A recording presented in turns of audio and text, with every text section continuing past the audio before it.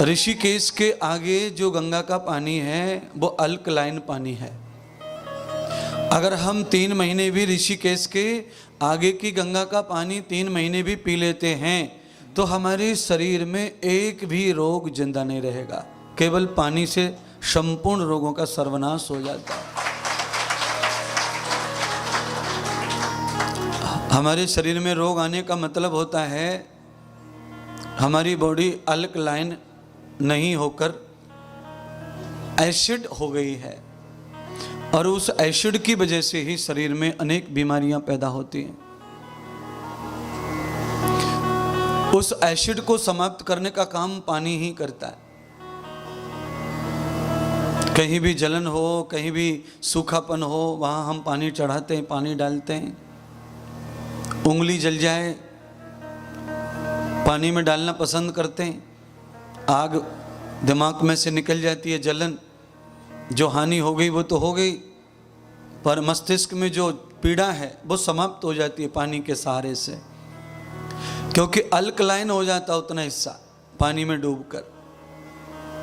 और अग्नि से जो एसिड मिलता है, खून में जो एक्सीडेंट होता है, अचानक खून का तापमान बढ़ जाता है तो बहुत जलन होती है, पानी उसे शांत करता है।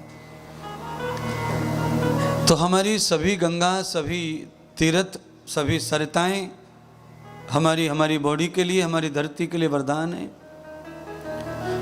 इन सारी चीज़ों को ध्यान में रखते हुए एक दो चीज़ और है मेरे पास, उसे कह दूं फिर कथा में आपको ले चलूं। वैसे तो ये कथा ही सुना रहा हूँ।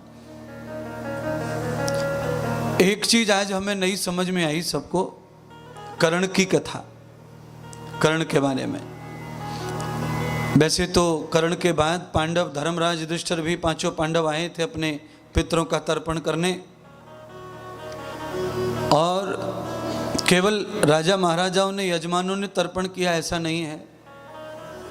यहाँ गौतम ऋषि भी आए थे तर्पण करने,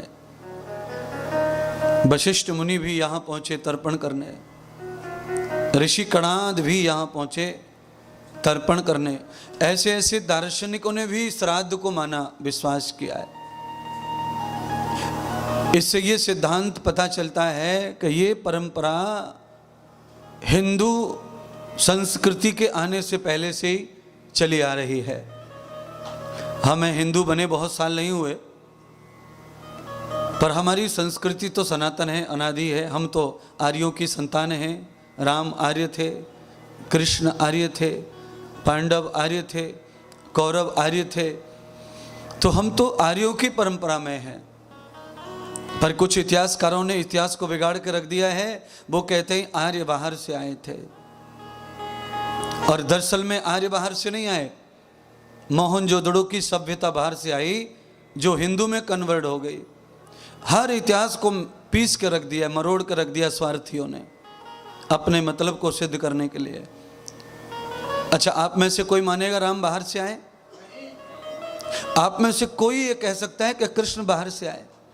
सवाल ही नहीं है। अगर पांडव बाहर से नहीं आए हैं तो 5,500 वर्ष हो गए पांडवों को, वो आर्य थे।